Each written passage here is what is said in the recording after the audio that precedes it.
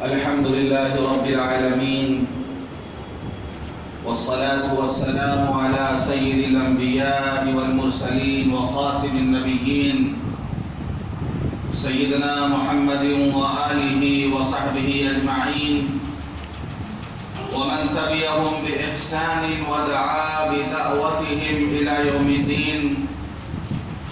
أما بعد، قال الله سبحانه وتعالى في القرآن المجيد والفرقان الحميد: أعوذ بالله من الشيطان الرجيم، بسم الله الرحمن الرحيم. يا أيها الناس إنا خلقناكم من ذكر وأنثى وجعلناكم شعوبا وقبائل لتعارفوا إن أكرمكم عند الله أتقاكم إن الله عليم خبير. صدق اللہ العظیم. محترم بزرگوں، دوستوں اور دینی بھائیوں،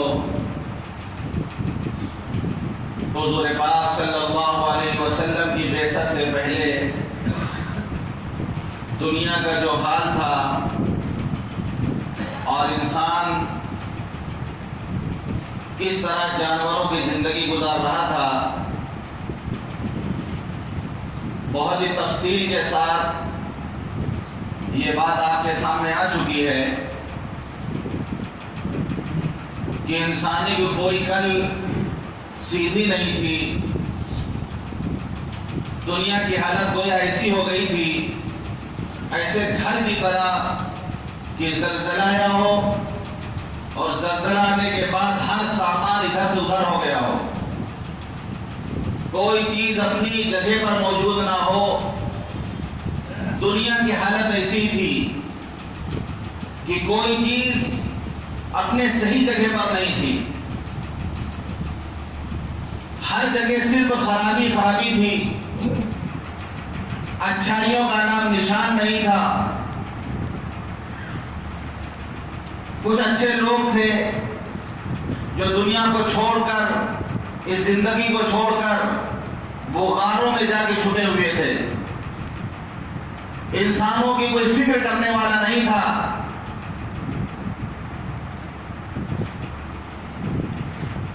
ذات پات کے نام پر، پیشہ اور کام کے نام پر زبردست تفاوت اور برتری کہ یہ فلاں پیشہ ور ہے اور یہ فلاں کام کرتا ہے تو یہ نیچی ذات کا ہے، یہ فلاں ہے تو یہ اونچی ذات کا ہے. ذات پات کے نام پر، بھید بھاؤ کے نام پہ انسانوں کو بانٹ دیا گیا تھا. عرب اپنے آپ کو عرب کہتے تھے. عرب یعنی زبان والے. وہ کہتے تھے کہ ہم ہیں زبان والے، ہم بولنا جانتے ہیں، اور ساری دنیا کو عجم کہا کرتے تھے، یعنی گونگے. آپ یہ لفظ سنتے ہوں گے عرب و عجم، یہ لفظ جو سنتے ہیں عرب و عجم، تو عرب اپنے آپ کو زبان والا کہتے تھے، عرب کہتے تھے، اور ساری دنیا کو کہتے ہیں عجم ہے، عجمی ہے، یہ گونگے بولتے تھے کہ بولنا ہم جانتے ہیں، زبان ہمارے پاس ہے، فصاحت و بلاغت ہمارے پاس ہے، اور ساری دنیا گونگی ہے. لیکن حضور پاک صلی اللہ علیہ وسلم نے ارشاد فرمایا کہ یا ایھا الناس ان ربکم واحد وان اباکم واحد کلکم من آدم وآدم من تراب. اے لوگوں کان کھول کر سن لو، تمہارا رب ایک ہے اور تمہارا باپ ایک ہے. کلکم من آدم، تم سب آدم کے اولاد ہو، وآدم من تراب، اور اللہ نے آدم کو مٹی سے بنایا تھا. لا فضل لعربی علی عجمی ولا لعجمی علی عربی ولا لأبیض علی اسود ولا لأسود علی ابیض الا بالتقوی. کسی عربی کو کسی عجمی پر، اور کسی عجمی کو کسی عربی پر، کسی گورے کو کسی کالے پر، کسی کالے کو کسی گورے پر کوئی فضیلت حاصل نہیں سوائے تقوی کے. یہ تقوی جس کی زندگی میں ہوگا، یہ تقوی اور اور پرہیزگاری جس کی زندگی میں ہوگا، جو اللہ سے ڈرے گا، جو اللہ کا لحاظ کرے گا، جو متقی بندہ بن کر رہے گا، وہ کسی بھی طبقے سے تعلق رکھتا ہو، کسی بھی جماعت سے تعلق رکھتا ہو، کسی بھی پیشے سے تعلق رکھتا ہو، کسی بھی ملک سے تعلق رکھتا ہو، وہ اللہ کے یہاں باعزت ہے، محترم ہے۔ اور اللہ نے بھی قرآن میں فرمایا یا ایھا الناس انا خلقناکم من ذکر و انثی، اے لوگوں ہم نے تم کو ایک مرد اور ایک عورت سے پیدا کیا، وجعلناکم شعوبا وقبائل لتعارفوا، ہم نے تمہاری جماعت اور قبیلے بنائے تاکہ تم پہچان سکو، ان اکرمکم عند اللہ اتقاکم، اللہ کے نزدیک تم میں باعزت ہو جو متقی ہو، جو پرہیزگار ہو۔ تو حضور پاک صلی اللہ علیہ وسلم اس تفریق کو مٹایا کر، یہ طبقہ واریت، یہ فرقہ پرستی، یہ ذات پہ کے نام پہ لڑنا، یہ اونچ نیچ کی سوچ کہ یہ فلاں طبقے سے تعلق رکھتا ہے تو یہ بہت اونچا مقام رکھتا ہے، نہیں، جس کے اندر خوف ہوگا، اللہ کا لحاظ ہوگا، وہ اللہ کے نزدیک زیادہ قریب ہوگا، وہ اللہ کا برگزیدہ بنتا ہے، چاہے ذات سے فقیر کیوں نہ ہو۔ اگر متقی نہیں، پرہیزگار نہیں، وہ ذات سے سید کیوں نہ ہو، اللہ کے نزدیک اس کی کوئی حیثیت نہیں۔ یہ ہمارے مذہب نے تعلیم دی، ہمارے نبی نے تعلیم دی۔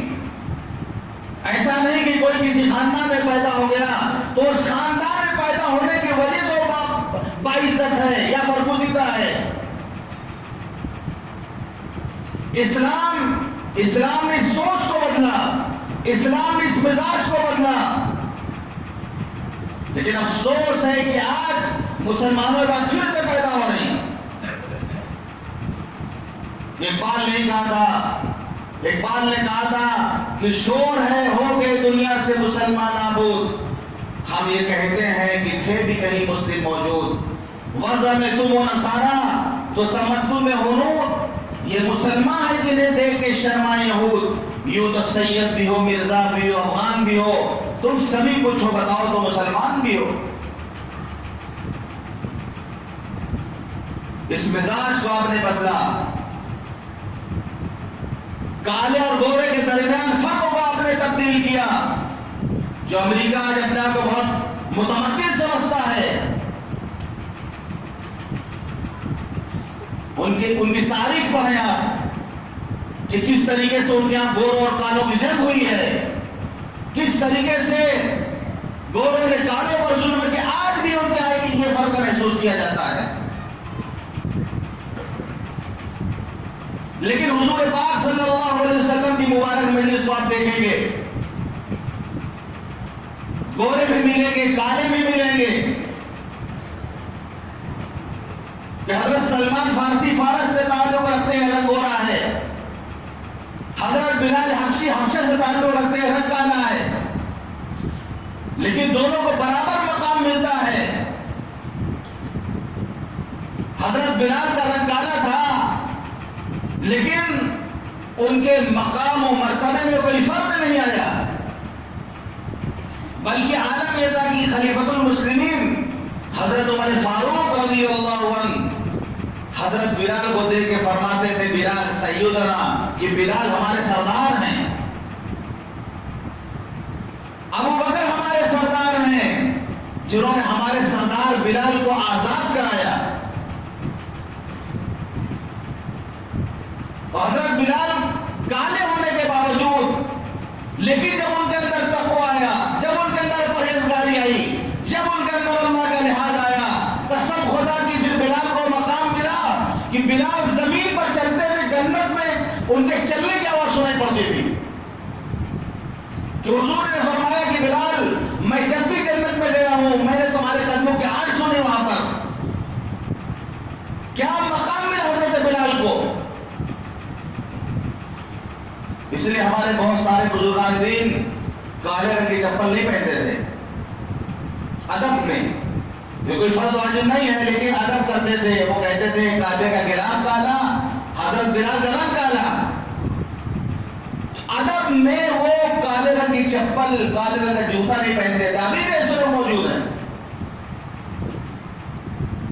یہی نہیں بلکہ اگر کلر چپل کا کوئی اور بھی ہو لیکن اس کے نیچے جو سول ہوتا ہے جو اس کے نیچے جو لگایا جاتا ہے وہ کالا تب بھی نہیں. یہ نہیں کہ چپل کا کلر کوئی نیچے والا اکثر کالا ہی رہتا ہے.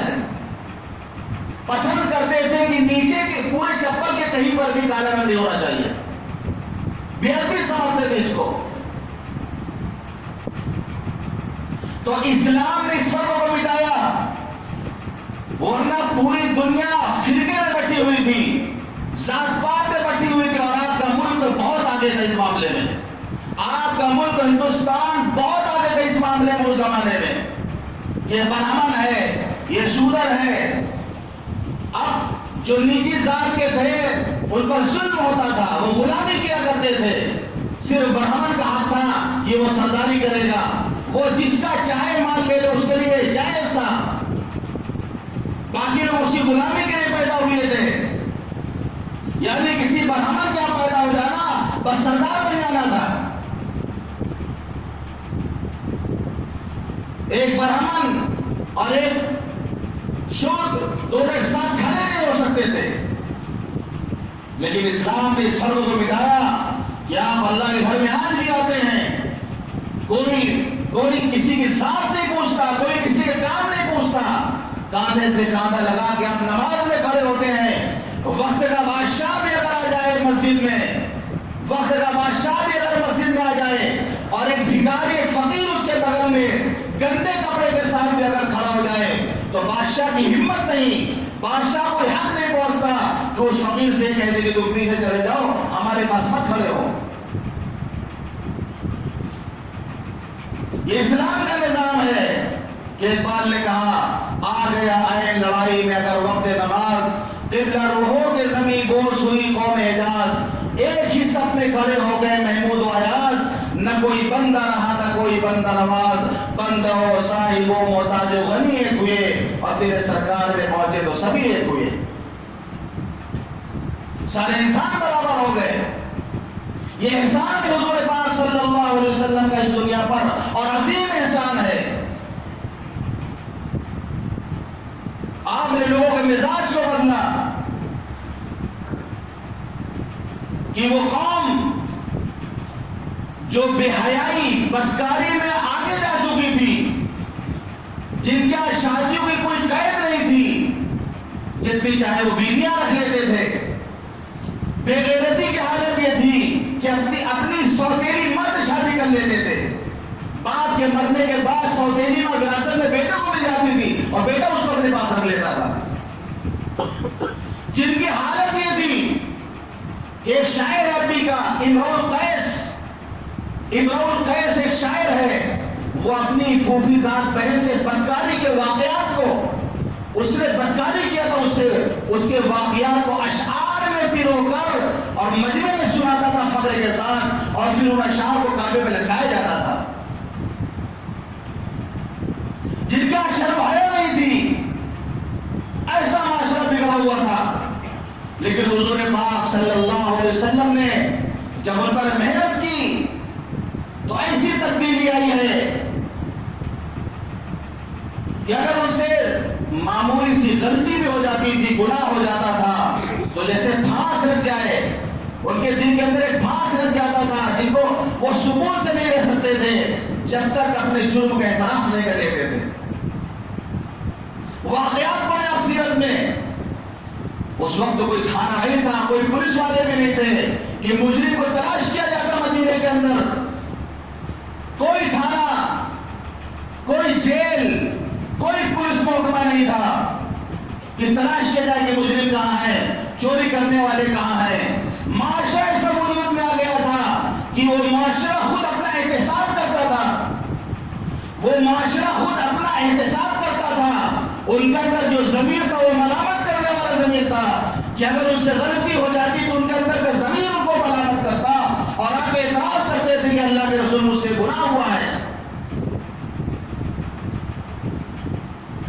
ماعز اسلمی ان سے زنا کا ارتکاب ہو گیا. انسان غلطی ہو سکتی ہے، زنا کا ارتکاب ہو گیا. حضور پاک صلی اللہ علیہ وسلم کی خدمت میں آئے، اللہ کے رسول مجھے پاک کر دیجیے. مجھ سے زنا ہو گیا ہے. زنا کی سزا اسلام میں الزانیۃ والزانی فاجلدوا كل واحد منهم 100 جلدہ. زنا کرنے والا مرد زنا کرنے والی عورت کو 80 کوڑے مارے جائیں گے. یہ شادی سے پہلے اگر اس نے کیا تو. اگر شادی ہونے کے بعد وہ زنا کرتا ہے، کوئی مرد کوئی عورت شادی ہونے کے بعد زنا کرتا ہے، تو اسلام میں اس کی سزا یہ ہے کہ گڑھا کھودا جائے گا، پھر اس کو اس میں ڈال کر کے بند کر دیا جائے گا سینے تک، اور پتھر مار کے اس کو سنگسار کر دیا جائے گا یہاں تک کہ وہ مر جائے. یہ اسلام کا قانون ملک میں لوگ نافذ کر کے دیکھیں. یہ جو اخبارات میں آپ روزانہ اس زنا کے واقعات دیکھتے ہیں کہ معصوم بچیوں کے ساتھ زنا ہوتا ہے، 3 سال 2 سال کی بچیوں کے ساتھ زنا ہوتا ہے. آپ پڑھے روزانہ کا اخبار، ایسے درندے انسان ہیں کہ معصوم بچیوں کے ساتھ زنا کر رہے ہیں اور کوئی ان کو روک ٹوک کرنے والا نہیں. مسلم گھوم رہا، کوئی کچھ کہنے والا نہیں. قسم خدا کی اسلام کا طریقہ اگر نافذ کر دیا جائے کہ اگر کنوارا زنا کرتا ہے تو اس کو 80 روپے مارے جائیں گے، اور شادی شدہ ہو کر کے زنا کرتا ہے اس کو سنسار کر دیا جائے گا. آپ سعودی عرب میں قانون رائے گئے، آپ واقعات سنتے ہیں کہ سعودی میں کوئی زنا کرتا ہو، وہاں اسلام میں عمل ہوتا ہے. آپ واقعات نہیں سنیں گے وہاں پر، اور اگر سنیں گے تو کبھی ہی سنیں گے. لیکن یہاں پر روز آنے اس طرح کے واقعات آپ اخبارات میں دیکھیں، آپ میڈیا بتاتا ہے اور یہ بھی بتاتا ہے کہ مجرم کھلے عام گھوم بھی رہا، کوئی بولنے والا نہیں ہے. اسلام میں چوری اگر کوئی کرے، اسلام کا قانون یہ بتاتا ہے کہ ہاتھ کاٹ دیا جائے چور کا. والسارق والسارقۃ فاقطعوا ایدیہما، ہاتھ کاٹ دیا جائے. چوری کی سزا ہاتھ کاٹنا ہے.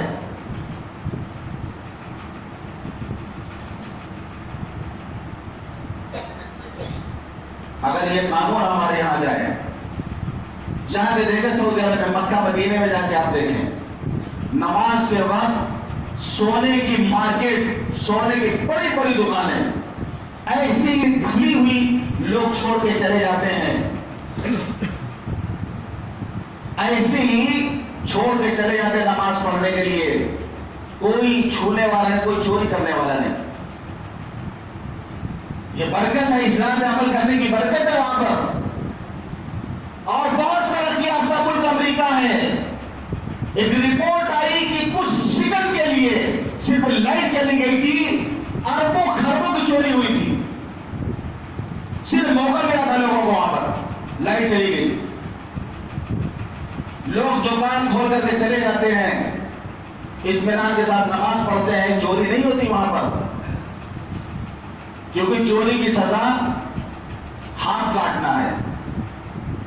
وہی رفیع شادانی نے کہا کہ جو من سے کہیں وفاتی سوچ سمجھ کے حج کا جائے ہو. جو من سے کہیں وفاتی سوچ سمجھ کے حج کا جائے ہو. اور یہاں کے لفظ بوانے چلی ہیں، آپ دونوں ہاتھ بچائے ہو. یہاں پاگے ماری کر لیتے تھے نا، وہاں نہیں چلے گا. یہاں کا لفظ وہاں نہیں چلے گا، دونوں ہاتھ بچانا پڑے گا وہاں پر. تو یہ قانون بنایا. ان کو پتا تھا کہ مجھے سزا ملے گی، لیکن غلطی ہو گئی تھی. اندر سے ضمیر ملامت کر رہا تھا، اے اللہ کے رسول مجھے پاک کر دی، مجھ سے زنا ہو گیا. آپ نے ان کو واپس کر دیا. پھر دوبارہ اے اللہ کے رسول مجھ سے زنا ہو گیا ہے، مجھے پاک کر دیا. پھر آپ نے واپس کر دیا. گھر والوں سے پوچھا کہ دماغ میں کوئی خلل تو نہیں ہے، دماغ ٹھیک ہے ان کا؟ گھر والوں نے بتایا ہاں بالکل ٹھیک ہے. پھر آئے اللہ کے رسول کے پاس، اللہ کے رسول مجھ سے زنا ہو گیا، مجھے پاک کر دیجیے. پھر آپ نے واپس کر دیا. پھر چوتھی دفعہ اللہ کے رسول مجھ سے زنا ہو گیا، مجھے معاف کر دیجیے، مجھے پاک کر دیجیے. پھر آپ نے حکم دیا کہ ان کو سزا دی جائے، حد ان پر جاری کی گئی. 3 مرتبہ آپ نے واپس کیا، لیکن پھر بھی بار بار وہ آئے، کیونکہ ان کو احساس تھا کہ اگر یہاں پر ہم پاک نہ ہوئے، یہاں پر ہم پر حد جاری نہ ہوئی، تو قیامت کے دن پوچھا جائے گا ہم سے، اور وہاں کا دن تو اور زیادہ سخت دن ہوگا۔ قبیلہ غامدیہ کی ایک عورت ہے، ان سے زنا ہو گیا، وہ آئے اللہ کے رسول مجھے پاک کر دیجئے، مجھ سے غلطی ہو گئی۔ آپ نے انہیں واپس کیا، انہوں نے کہا کہ اللہ کے رسول میں حمل سے ہوں۔ آپ نے چھوڑ کے کہا جاؤ، جب ولادت ہو جائے تب آنا۔ پھر ولادت ہو گئی، بچے کو کپڑے میں لپیٹ کر کے آئی، اللہ کے رسول دیکھیے ولادت ہو گئی، بچہ ہے، اب مجھے پاک کر دیجیے۔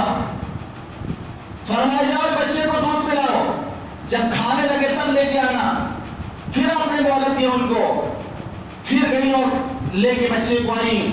اللہ کے رسول یہ دیکھیے بچے کے ہاتھ میں روٹی کا ٹکڑا ہے، دیکھیے میرا بیٹا کھانے بھی لگا ہے، اللہ کے رسول آپ تو مجھے پاک کر دیجیے۔ پھر حضور پاک صلی اللہ علیہ وسلم نے بچے کو صحابی کے حوالے کیا اور ان کو سنسار کیا گیا، ان کو سنسار کیا گیا۔ یہ معاشرہ وجود میں آیا تھا کہ مجرم فرار نہیں ہوتا تھا کہ پولیس تلاش کر رہی اور موقع مل کر کے بھاگ جائے، یہاں تو واپس کیا جا رہا، پلٹ پلٹ کے واپس آ رہے تھے وہ، کیونکہ اندر ان کا ضمیر جاگ چکا تھا۔ کوئی معمولی سے معمولی غلطی تو بڑی بات ہو گئی، معمولی سی معمولی غلطی ہو جاتی تھی، اعتراف کرتے تھے وہ، سامنے والے سے معافی مانگ لیتے تھے وہ، اگر تھوڑی دکھاتے تھے وہ کہ نہیں ہم اس سے کیوں معافی مانگیں۔ انبیاء کے بعد اگر کسی کا مقام ہے، افضل البشر بعد الانبیاء بالتحقیق امیر المؤمنین ابی بکر الصدیق رضی اللہ عنہ، انبیاء کے بعد اگر کسی کا مقام ہے تو حضرت صدیق اکبر رضی اللہ عنہ کا مقام ہے۔ ان کی حالت دیکھیں آپ کہ حضرت ربیعہ ایک صحابی ہیں، کسی بات پر ایک کھجور کے پیڑ کو لے کر کوئی بات ہو گئی آپس میں، حضرت صدیق اکبر رضی اللہ عنہ کی زبان سے کوئی سخت جملہ نکل گیا، نکلنے کو تو نکل گیا۔ انہوں نے کہا کہ ربیعہ یہ جو میں نے تمہیں ابھی کہا ہے تم بھی ہمیں کہہ لو تاکہ سب برابر ہو جائے۔ فوراً احساس ہوا، ربیعہ تم بھی کہہ لو مجھے، تم بھی مجھے کہہ لو۔ حضرت ربیعہ نے کہا کہ نہیں ہم نہیں کہیں گے، وہ ادب کرتے تھے، انہوں نے کہا کہ ہم نہیں کہہ سکتے ہیں۔ حضرت صدیق اکبر حضور پاک صلی اللہ علیہ وسلم کی خدمت میں پہنچ گئے اور حضرت ربیعہ بھی پہنچے حضور پاک صلی اللہ علیہ وسلم کے پاس۔ حضرت ربیعہ نے کہا اللہ کے رسول انہوں نے جو جملہ کہا مجھ سے کہہ رہے کہ میں بھی بدلے کے طور پہ کہہ دوں، میں نہیں کہنا چاہتا۔ تو آپ نے فرمایا کہ تم یہ کہو کہ ابو بکر اللہ تمہیں معاف فرمائے۔ حضرت ربیعہ نے کہا ابو بکر اللہ تمہیں معاف فرمائے۔ صدیق اکبر رو رہے ہیں اور فرما رہے ہیں کہ اللہ تمہیں جزائے خیر دے، ربیعہ اللہ تمہیں جزائے خیر دے، اللہ تمہیں جزائے خیر دے۔ حضرت عمر رضی اللہ عنہ سے صدیق اکبر کی کوئی بات ہو گئی آپس میں، کوئی بات حضرت صدیق اکبر نے حضرت عمر کو کہہ دی، فوراً احساس ہوا، کہا مجھے بھی کہہ دو بدلہ لے لو۔ حضرت عمر نے انکار کیا، حضرت صدیق اکبر حضور پاک صلی اللہ علیہ وسلم کی خدمت میں پہنچے، حضرت عمر رضی اللہ عنہ بھی ساتھ میں پہنچے۔ حضرت ابو بکر صدیق جب پہنچے تو حضور پاک صلی اللہ علیہ وسلم نے بتایا، انہوں نے آپ بار بار کہہ رہے ہیں ابو بکر پریشان نہ ہو اللہ تمہیں بخش دے گا، ابو بکر پریشان نہ ہو اللہ تمہیں بخش دے گا۔ جب حضرت عمر پہنچے تو ان کا چہرہ دیکھ کر حضور پاک صلی اللہ علیہ وسلم کو غصہ آیا، حضرت عمر کے چہرے کو دیکھ کے حضور پاک صلی اللہ علیہ وسلم کے چہرے کا رنگ بدل گیا۔ لیکن صدیق اکبر نے فرمایا اللہ کے رسول غلطی میری تھی، اللہ کے رسول غلطی میری تھی، غلطی میری تھی۔ پھر آپ نے فرمایا اے عمر جس وقت تم لوگ مجھے جھٹلا رہے تھے اس وقت صدیق اکبر نے ہماری تصدیق کی تھی، کیا تم ہمارے ساتھی ہم سے جدا کرنا چاہتے ہو؟ یہ کوئی بات بھی ہو جاتی تھی آپس میں تو اس طریقے سے سلجھا لیتے تھے وہ۔ کہ حضرت بلال حبشی رضی اللہ عنہ کو حضرت ابو ذر غفاری رضی اللہ عنہ نے کوئی بات آپس میں ہوئی، زبان سے نکل گیا یبن سودا، عربی میں سودا اسود بولتے کالے کو، جیسے آپ دیکھتے حجر اسود یعنی کالا پتھر، تو اسود اور سودا مطلب کالا، تو فرمایا یبن سودا، اے حبشی کے بچے،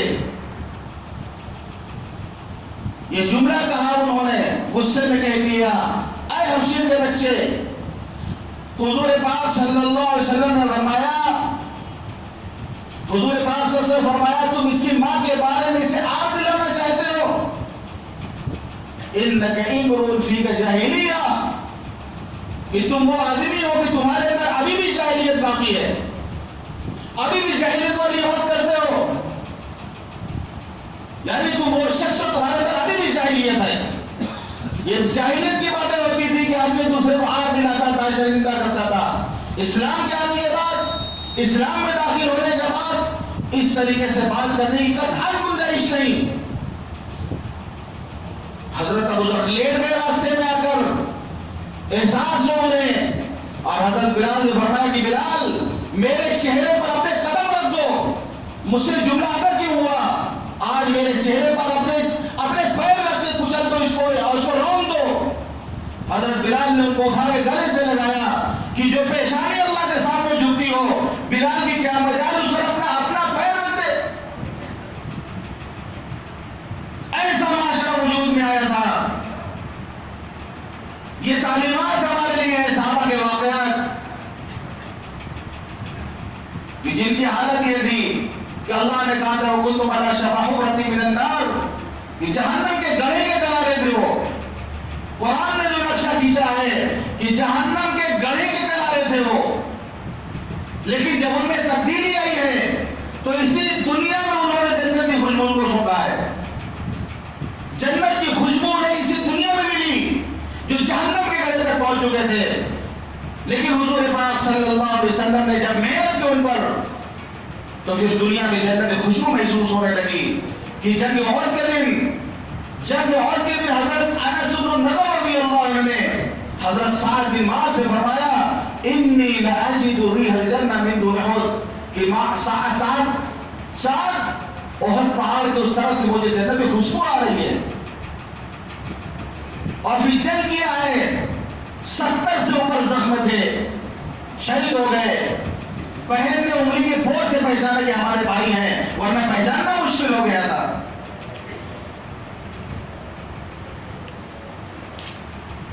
حضرت زید بن ثابت رضی اللہ عنہ فرماتے ہیں کہ حضور پاک صلی اللہ علیہ وسلم نے اور کے دن مجھ سے کہا کہ جا کے دیکھو سعد بن ربیع کا کیا حال ہے، میں ان کی تلاش میں نکلا۔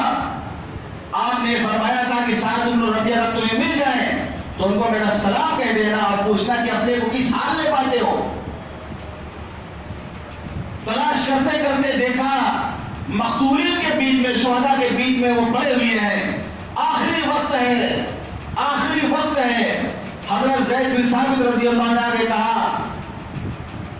کہ حضور پاک صلی اللہ علیہ وسلم نے تمہیں سلام عرض کیا ہے اور پوچھا ہے کہ کیا حال ہے، تو حضرت سعد بن ربیع آخری وقت ہے، وہ کہتے کہ حضور پاک صلی اللہ علیہ وسلم سے ہمارا سلام کہنا اور کہہ دینا اللہ کے رسول جنت کی خوشبو آ رہی ہے،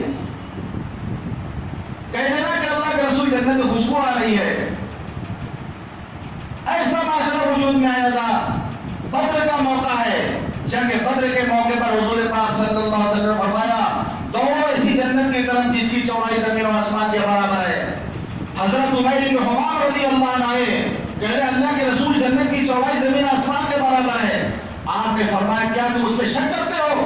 فرمایا نہیں اللہ کے رسول، میری خواہش ہے کہ میں بھی وہ اس کو پا لیتا۔ آپ نے فرمایا تم بھی اس کو پالو گے۔ اس کے بعد انہوں نے کچھ کھجوریں نکالی اور کھانے لگے، اور پھر کہنے لگے کہ جب تک میں کھجوریں کھاؤں گا تو تاخیر ہو جائے گی۔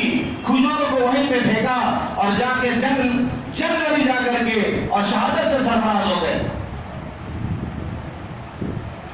اتحادی اسلام میں داخل ہوا، خیبر کے موقع پر جب حصہ لگا مال غنیمت میں سے تو اس کو بھی حصہ ملا۔ وہ حصہ لے کر حضور پاک صلی اللہ علیہ وسلم کے پاس آیا کہ اللہ کے رسول، میں نے اس کے اسلام نہیں قبول کیا تھا، میں نے اس کے لیے اسلام نہیں قبول کیا تھا کہ مجھے مال غنیمت میں حصہ ملے، میری خواہش تو یہ ہے، اپنے گلے کی طرف اشارہ کر تو اس نے کہا اللہ کے رسول میری خواہش ہے یہاں پہ کوئی تیر آ کے لگ جائے، میں شہید ہو جاؤں اور جنت میں پہنچ جاؤں۔ آپ نے فرمایا کہ اگر اللہ سے تمہارا وعدہ سچا ہے تو اللہ اس کو پورا کر دے گا۔ اور خیبر کی جنگ میں حضور پاک صلی اللہ علیہ وسلم نے دیکھا کہ وہ شہید پڑے ہوئے ہیں۔ آپ نے فرمایا اس نے سچا وعدہ اللہ سے کیا تھا، اللہ نے اس کے وعدے کو پورا کر دیا۔ جو جہنم میں جانے والے تھے، جہنم کے کنارے پہنچ چکے تھے، حضور پاک صلی اللہ علیہ وسلم وہاں سے اٹھا کر کے لائے۔ جنت کی جو خوشبو کو دنیا میں ملی، اور ہم کو سب کچھ ملا، وراثت میں ہمیں سب کچھ ملا، ہمارے بڑوں نے ہمیں سب کچھ دیا وراثت میں، لیکن وراثت کی ہم نے کوئی قدر نہیں کی۔ ہمیں جو وراثت ملی ہے، اسلام کی جو وراثت ہمیں ملی ہے، آج ہم نے اس وراثت کو چھوڑ دیا ہے، اس سے دور ہو گئے ہیں۔ دلپال نے کہا کہ کبھی ایک نوجوان مسلم تدبر بھی کیا تو نے، وہ کیا کرتوت تھا تو جس کا تھا ٹوٹا ہوا تارا، تجھے اس قوم نے پالا ہے آغوش محبت میں، کچل ڈالا تھا جس نے پاؤں میں تاج سر دارا، تجھے آقا سے اپنے کوئی نسبت ہو نہیں سکتی، کہ تو گفتار وہ کردار تو ثابت وہ سیارہ۔ آخر میں کہتے ہیں کہ گواہ دی ہم نے جو اسلاف سے میراث پائی تھی، گواہ دی ہم نے جو اسلاف سے میراث پائی تھی، سریا سے زمین پر آسمان نے ہم کو دے مارا۔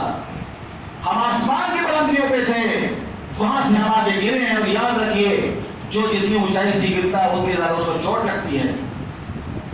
بہت اونچائی سے ہم گرے ہیں، ہمیں اپنا احتساب کرنا چاہیے۔ یہ ماحول تھا، یہ معاشرہ تھا، حضور پاک صلی اللہ علیہ وسلم جو ماحول بنا کے گئے تھے، یہ معاشرہ دے کر گئے تھے ہمیں۔ یہ واقعات ہمارے پاس آج بھی باقی ہے کتابوں میں، ہم اس کا مطالعہ کریں، ہم اس کو پڑھیں، اپنے اندر تبدیلی لائیں، اسلامی معاشرہ، اپنے معاشرے کو اسلامی معاشرہ بنائیں، جو وراثت ہمیں ملی ہے اس کا استعمال ہم کریں۔ یہی ایک چیز ہے جو ہمیں عزت دلا سکتی ہے، جو ہمیں ہمارے کھوئے ہوئے مقام کو ہمیں واپس دلا سکتی ہے۔ ہم اس کی قدر کرنے والے بن جائیں۔ بچوں کو یہ واقعات بتائیں، آپ بچوں کو یہ واقعات بتائیں، صحابہ کرام جو واقعات سنائیں آپ انہیں۔ آج افسوس کی بات ہے، میں کھلے لفظوں میں کہتا ہوں کہ جلسے ہوتے ہیں، جلسے بہت تذکرہ سب کا ہوتا ہے، بزرگوں کا دنیا بھر کا تذکرہ ہوگا، فلاں ولی فلاں پیر کا، صحابہ کا نام نہیں لیا جاتا وہاں پر۔ یہ بہت افسوس کی بات ہے۔ اکثر جلسوں میں آپ دیکھ لیں، آپ جلسہ ہوگا، فلاں پیر، فلاں ولی، فلاں بزرگ، صحابہ کا نام زبان پہ کسی مقرر سے نہیں آتا۔ وہ تو پہلی جماعت تھی جس نے براہ راست حضور پاک صلی اللہ علیہ وسلم سے فیض حاصل کیا تھا۔ وہ نمونہ ہمارے لیے آپ نے فرمایا، اصحابی النجوم بیئہم اقتدیتم، میرے صحابہ ستاروں کی مانند ہیں، جس کی بھی اتباع کرو ہدایت پا جاؤ گے۔ ان کا تذکرہ نہیں ہوتا، صحابہ کا تذکرہ ہی نہیں کیا جاتا، ان کے بعد بہت بعد والوں کا تذکرہ کیا جاتا ہے۔ صحابہ کی زندگیوں کو پڑھیں آپ، تب زندگیوں میں انقلاب آئے گا، کیونکہ ان کی زندگی میں انقلاب آیا تھا۔ صحابہ کے واقعات آپ پڑھیں، حیات الصحابہ آپ پڑھیں، صحابہ کے واقعات پڑھیں۔ آپ کے لیے میں نے محنت کیا ہے، کتاب ہماری ہے صحابہ کرام کا قبول اسلام، پڑھیں آپ اس کو کہ ایک صحابی نے کیسے اسلام قبول کیا، کیا مصیبت ان پر آئے اسلام قبول کرنے کے بعد، کیا حالات ان پر آئے۔ یہ واقعات جو میں بتا رہا ہوں، اخلاق صحابہ میری کتاب آئی ہے، آپ اس کو پڑھیں، اس طرح کے واقعات بھرے ہوئے ملیں گے آپ کو۔ لیکن نہیں، مزاج نہیں ہے، کون خرید کے پڑھے گا، فری میں بن جائے تو لے کے گھر میں جا کے سجا دیں گے۔ مزاج بنائیں، پڑھنے کا مزاج بنائیں۔ یہ واقعات ہمارے پاس رکھے ہوئے ہیں، یہ وراثت میں ہمیں ملے ہیں، یہ ہماری ذمہ داری ہے کہ ہم خود بھی پڑھیں اور اپنی نسلوں کو ان واقعات سے روشناس کرائیں۔ اللہ تعالی ہم سب کو کہیں گے اس